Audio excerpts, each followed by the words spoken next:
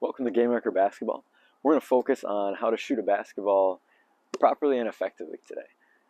Whether you're just learning how to play the game or you want to adjust your shot slightly, we're going to cover all the details that you need to know. Let's get to it.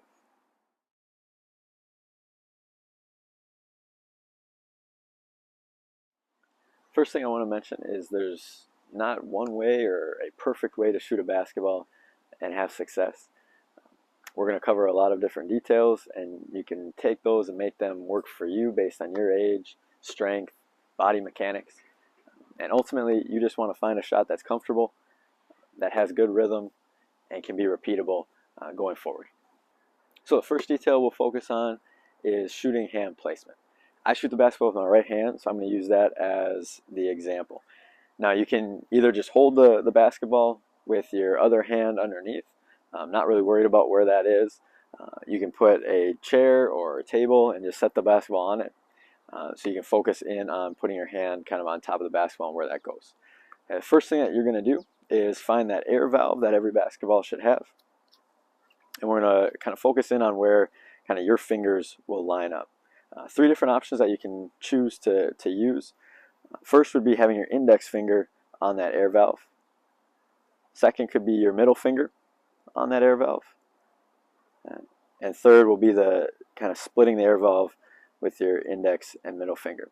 All right, so you have those three options to kind of pick from and kind of feel out which one's more comfortable for you. Ultimately, you want the ball to release off of your index finger or your middle finger, or a combination of both if you do split.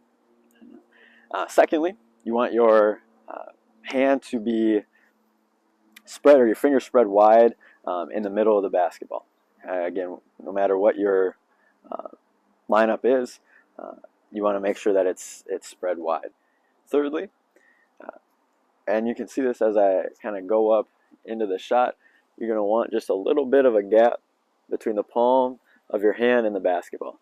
Right, so there should be space in between. We don't want that kind of stuck to it because we want to use our fingertips to shoot that basketball. Now, the last kind of tip will be, we talked about the air valve being kind of a reference for you. Obviously, you're not going to get your fingers on that air valve every time, or really any time. But one trick that you can use is making sure you get your fingertips into one of those grooves of the basketball kind of as you go into your shot.